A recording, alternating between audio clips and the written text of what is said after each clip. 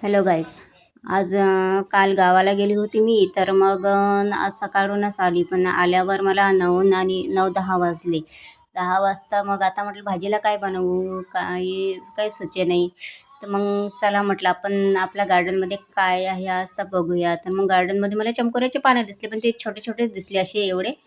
याच्यापेक्षा थोडे मोठे होते. मग मी ते चमकोऱ्याचे पाने घेऊन घेतले. मी घरीच असं काही थोडंफार लावून घेत असते. चिवची भाजी, गोडनिंबाचा पाला, खायच्या वेड्याची पानं, अशी ही चिवची भाजी तर मला एका महिन्याने मिळतातच. मग मी ते चमकोऱ्याचे पानं घेतले. चमकोऱ्याचे पानं घेतल्यावर थोडंफार बेसन घेतलं. बेसनमध्ये तिखट, मीठ, हळद हे सगळं टाकून दिलं आणि ते पाण्याला लावून दिलं. चमकोऱ्याच्या पाण्याची वडी बनवली.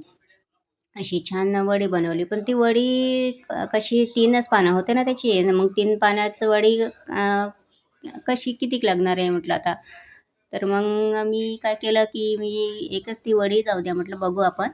तर ती वडी मी छान अशी बॉईल केली. बॉईल केल्यावर मग आता त्याचं म्हटलं आता पिठलंच बनवू छान. छान लागतात पिठलं. काहीच नसलं भाजीला तर मग असंच बेसनमध्ये पुन्हा तिखट, मीठ वगैरे सगळं काही टाकलं.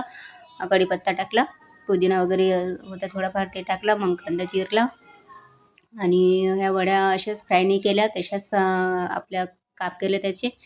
आणि बस एक कढई घेऊन त्यात तेल टाकून जिरं, मोहरी वगैरे सगळं टाकून ते फोडणीचं सारखं असं केलं. कांदा वगैरे टाकला आणि चांगलं फ्राय होऊ दिलं. ते झाल्यावर मग त्यात ते बेसन तयार केलं होतं ना आपण बाउलमध्ये, तर ते बेसन तिखट वगैरे टाकलं आणि ह्या बेसन वड्या टाकून दिल्या, चमकुऱ्याच्या वड्या. आणि मग ते बेसन थोडंफार असं पतलं बेसन तयार केलं आणि त्यात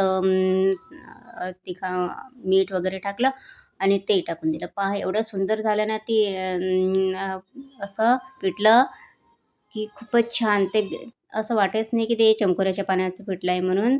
आणि खूप छान लागे ते. त्याची चवच वेगळी लागे. आपण नेहमी पिठलं बनवतो, पण त्याच्यापेक्षाही वेगळंच पिठलं लागतात. खूप छान झालं. आणि पहा झाली की नाही वड्यावरची भाजी. तुम्हाला आवडलं असेल तर लाईक आणि सबस्क्राईब करा.